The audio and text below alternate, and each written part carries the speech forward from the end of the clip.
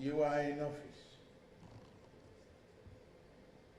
You recalled we were elected. You kept on postponing the inauguration. You summoned us to Abuja. And when we became rancorous, you summoned us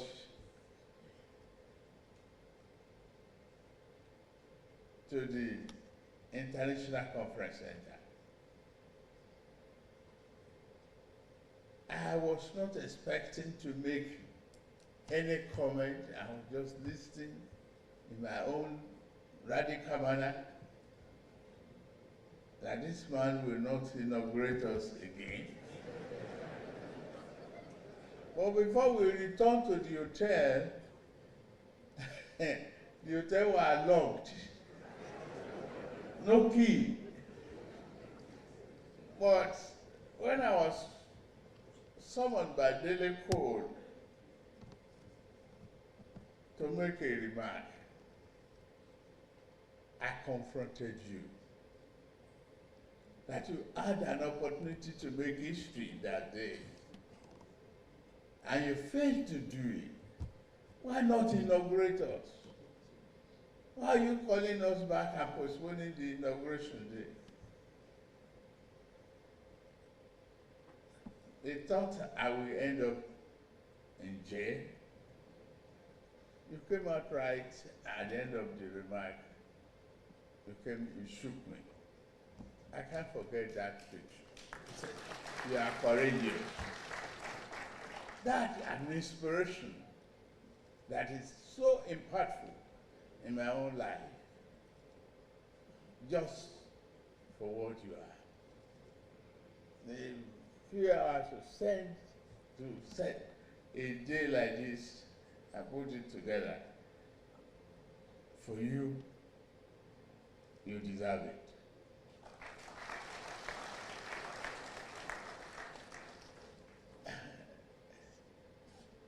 So many of the bankers, when we came to you, I'm still then immobile. I know. It can be annoying, right? Don't worry.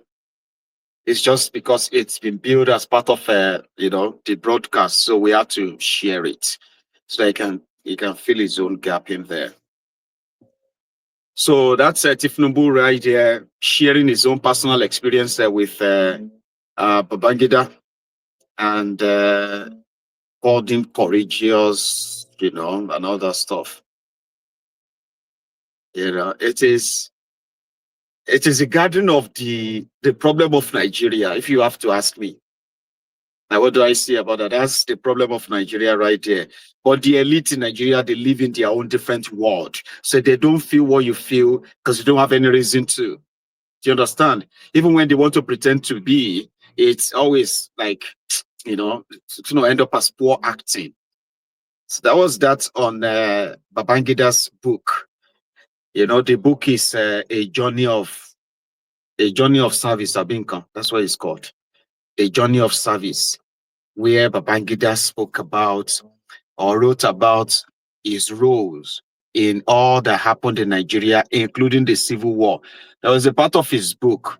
As a part that got screenshotted anyway. Let me see if I can read that part. It's it's page 38 where he spoke about the first coup in Nigeria. So it was like, no, the first coup is not Igbo coup. He was talking about Kaduna Ezegu. Let me see if I can put that up on my own device so that I was talking about Kaduna Ezegu on that page 38, right?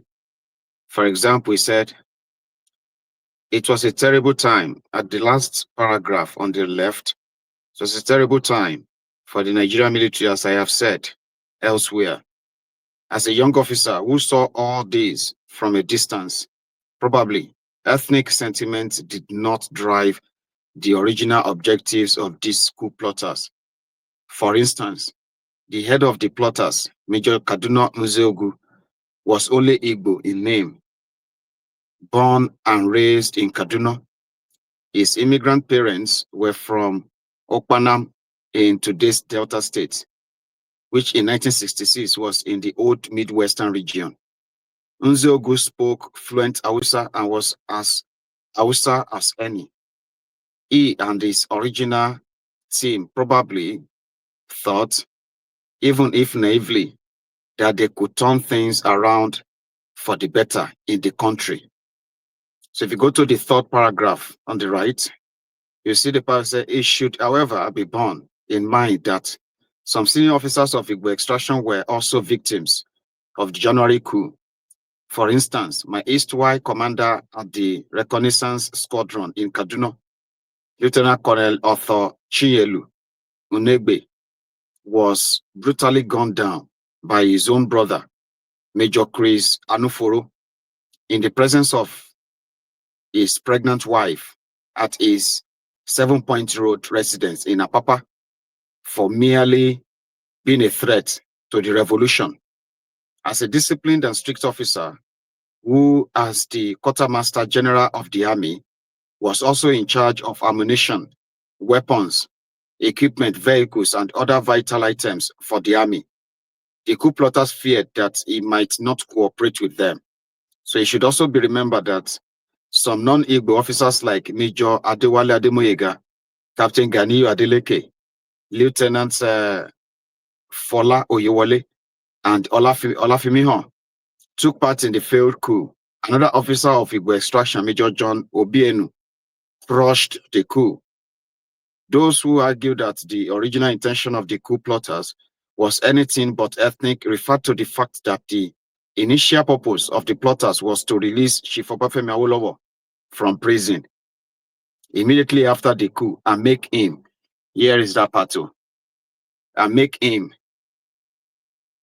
the executive provisional president of Nigeria. The fact that these Igbo officers would do this to a man not known to be a great lover of the Igbos may have given the coup a different ethnic coloration. But again, I may be wrong here since this view is speculative. I admit that my position here may be the naive insight of an unsuspecting young officer who viewed events from a distance. So that was Babangida also pushing the generally established facts about the 1966 coup, which was kind of like,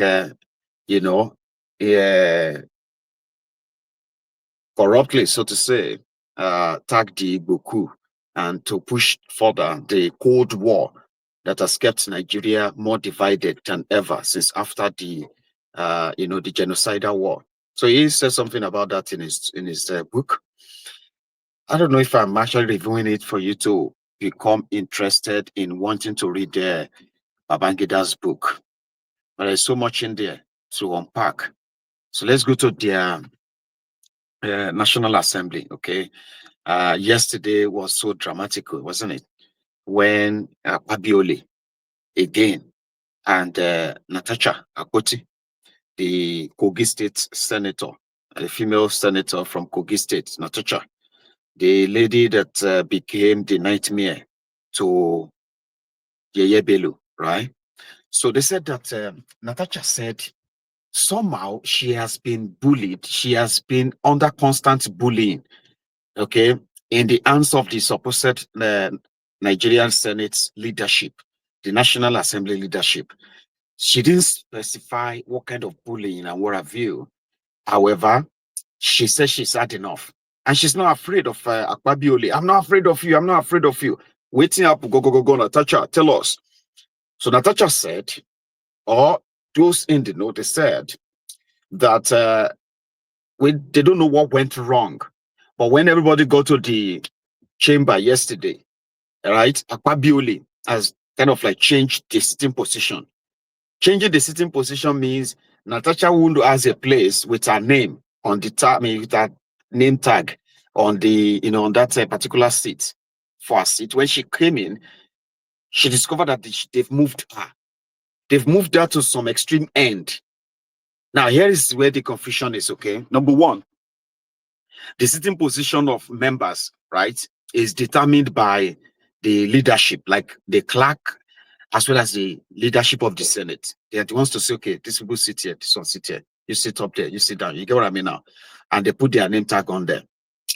So Natasha suspecting that there was, because last week he called out Akpabiole on, on another kind of like a face-off, right? So they believe that it is because of Akpabiole's, not for, being petty, kind of prompted him to have shifted Natasha's seat. That's what caused the problem. Never again, never. Calm down now, for goodness sake. But that's not going to be. So let's go look at the drama. What led to it? How it all, you know what I mean? And then, boom, the escalation. The National Assembly. Yes, the chief whip point of order. Distinguished President of the Senate, order please. Distinguished President of the Senate, distinguished senators, my name is Mohamed Tahir Manguno. I represent Borno North Senatorial District. I am coming under the combined force of Order 6, Rule 2, and Order 24, Rule 2A. Subject to the permission of the President of the Senate, I will read the orders. Please read. Order 24, 2A. Order 24 stipulates the duty of the chief whip, and it reads thus: there shall be a chief whip of the Senate. The chief whip shall be a senator nominated from the party with the highest number of seats in the Senate. And 2A said, the chief whip shall maintain order and decorum in the Senate. The duty of the chief whip is to maintain order and decorum. So pursuant to the jurisdiction conferred on the office of the chief whip, for which the chief whip once is desirous of invoking the powers of that office, I will proceed to read Order 6, Rule 2, on page 9 of our rules books.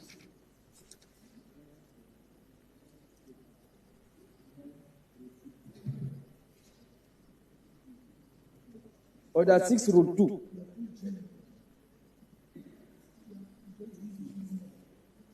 Order 6 states, the President of the Senate shall allocate a seat to each senator. 6.2, a senator may only speak from the seat allocated to him, provided the President of the Senate may change the allocation from time to time. Please read that again. Okay.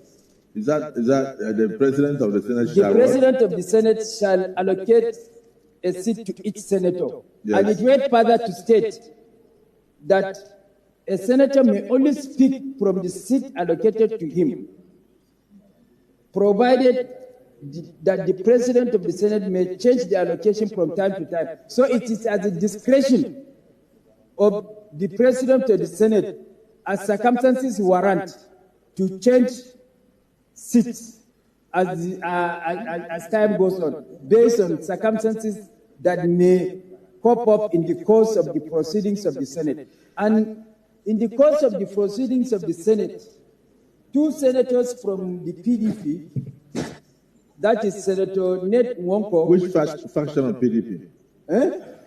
Which faction? And Senator Dixon's faction.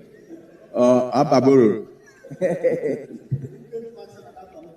And also Senator Francis Ezenwa of the Labour Party also decamped to APC, thereby necessitating their movement from the other side to this side, thereby creating vast spaces in the opposition side.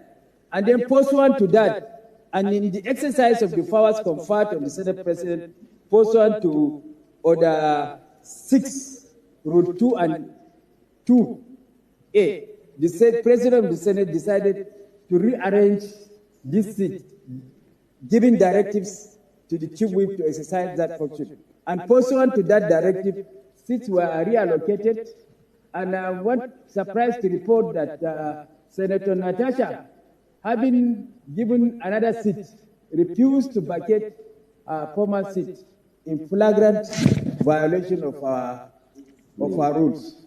So I am craving for, ordinarily I don't want to bring it to the attention of the Senate, but now that Senator Natasha insisted on staying on her former seat in spite of the rearrangement of the seat, I am craving for indulgence to resume the seat that has been lawfully allocated to her pursuant to the provisions of our rules and in the exercise of the powers conferred on the Senate President to resume her new seat. If not, the Senate President may decide to exercise the powers conferred on him not to allow her to contribute to any debate from that seat, thereby depriving her constituency of a voice. Thank you. Well, distinguished Order, please. distinguished Chief Whip of the Senate, your point of order is sustained. Order, please. Distinguished Senator Natasha, please, you are not recognized to speak from there. That is the order of the Senate. Sir, Order 10 on privileges. Order 10 on privileges. Distinguished Senator Natasha. Any senator may rise at any time to speak upon a matter of privilege suddenly arising, and he shall be prepared to move without notice. A motion declaring that the content of breach of privilege has been allowed suspension immediately. or referred. Any senator may rise at any time to speak upon a matter of privilege suddenly arising, and he shall be prepared to move without notice. A motion declaring that the content of breach of privilege has been allowed suspension immediately.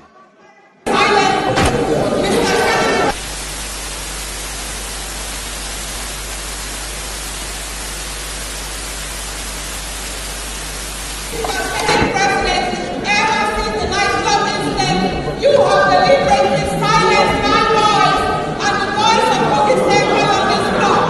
You have denied me the right to contribute to motions and have not been able to take the second reading of my numerous debates. So, Mr. Senate President, I am not afraid of further being silenced. I will now be shocked to the core. I choose, as the senator duly elected by my people, I choose to remain on this seat. How much the what you will do, Mr. Senate President, is to suspend me from sitting. And I promise you, the fact that I am suspended does not mean that I will cease to contribute my quota to the development of my people, the women of Nigeria, and Nigerians at large. Mr. Senate President, I have taken a whole lot from you. Some I don't want to speak publicly, but in due course I will tell Nigerians know how you have discriminated against me, how you have maligned me, how you have dehumanized me. Your choice of words is everything that in the Senate has started off between the fresh to the womankind, and I have tolerated a whole lot. So, Mr. Senate President, I am not afraid of you. Do what you may, but I will not leave this seat.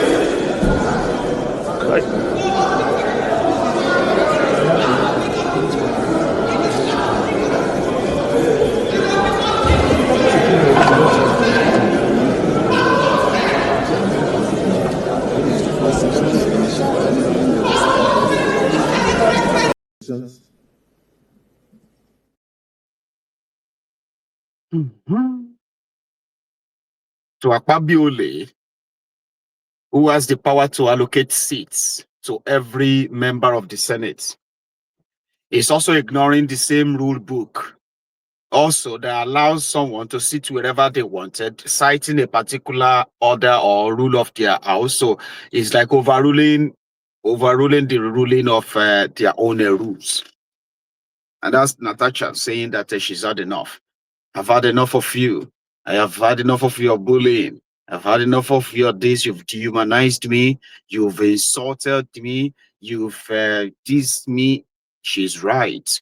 Akpabiole once addressed it's the same way Akpabiole is elected as senator. He wasn't even elected as senator, by the way, but long story short, Akpabiole is representing a place, she's representing a place, they're of equal level, but that is not how Nigeria works, okay? It's about power. And,